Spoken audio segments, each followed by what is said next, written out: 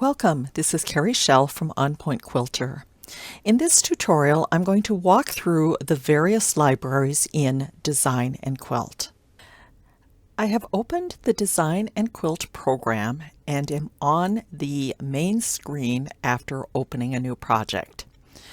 And so I thought I would start by just talking a little bit about the libraries.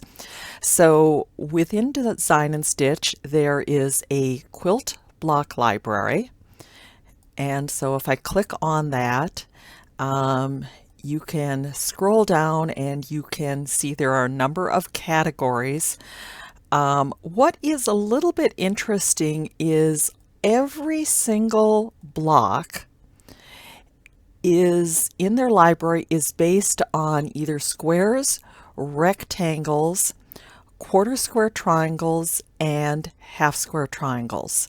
So nothing super complicated, right? These are all pretty much like the easiest types of blocks that you can do. Next, I decided to explore the quilt library.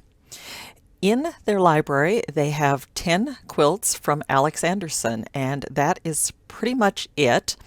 The quilts that are available do have blocks already included in them, but everything else you will be designing from scratch. Towards the bottom of the screen, you can see the colors to select from. And the collection is basically thread colors. In fact, you can pick a different group of thread colors through their drop-down. So I was curious about fabrics, and I found to get to fabrics, I had to expand the pop-up palette. And there are fabrics there, but there are under 50 fabrics. So very, very few fabrics. However, there is an option to add your own fabrics, just as you can do in Electric Quilt 8. Design N Quilt also has a collection of about 100 embroidery designs.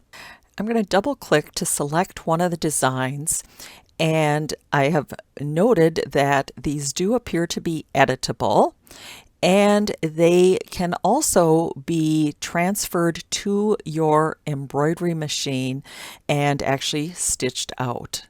The last option I found were custom shapes.